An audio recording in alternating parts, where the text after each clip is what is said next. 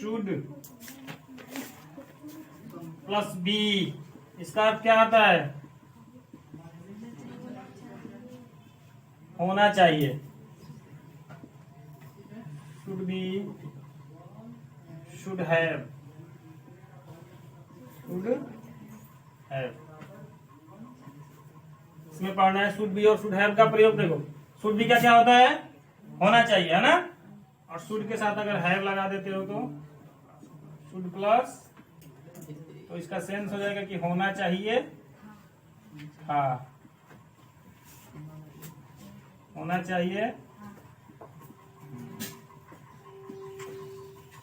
Should भी माने होना चाहिए और शुड हैव माने होना चाहिए था।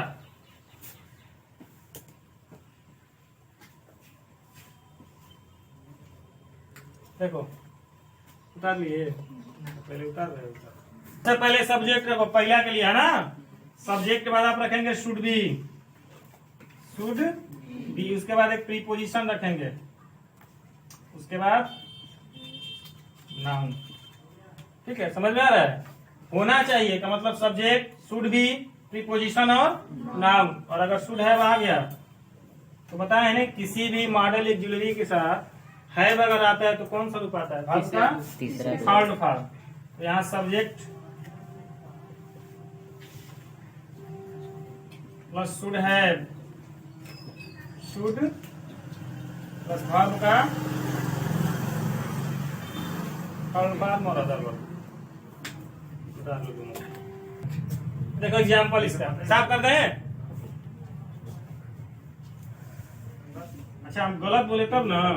हमारा स्टेटस यही था कि झूठा पत्रकार एक आतंकवादी से 100 गुना ज्यादा खतरनाक होता है। आगे क्या था कि आतंकवादी एक जगह से हमला करता है, लेकिन झूठा पत्रकार क्या करेगा? चाहे तो पूरे देश में दंगे करवा सकता है। एक महानुभव से तर्क वितर्क, वो बोले कि कैसे एक झूठा पत्रकार देश के लिए हानिकारक होता है, हमको तो सही होता है। अच्छा, अगर उसके जगह पे हम अगर यह स्टेटस लगा देते कि एक झूठा पत्रकार देश के लिए सही होता है, तो स्टेटस हमारा सही था? गलत था ना। तो इस पर तर्क वितर्क जिसने किया वो मूर्ख था कि नहीं था? अब उस व्यक्ति से तर्क वितर्क करने का कोई मतलब नहीं।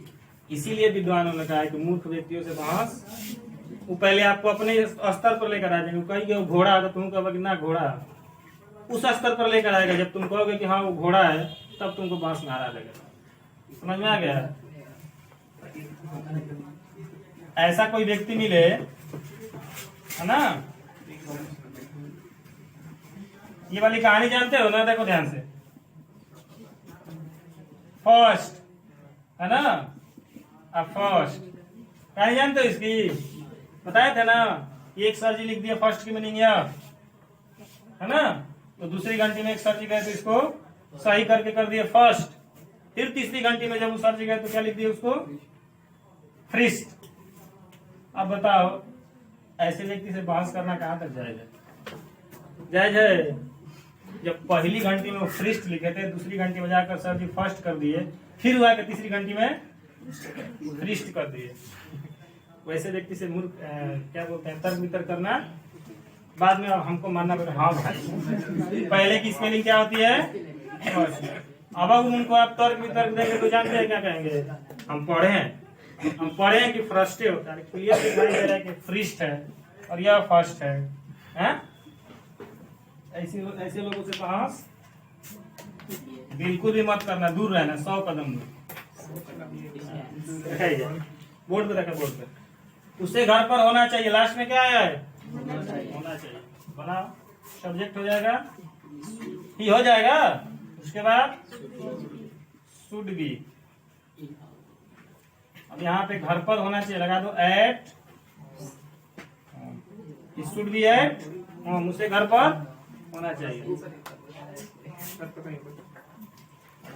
दूसरा एग्जाम्पल, उसे वहां जाना चाहिए था।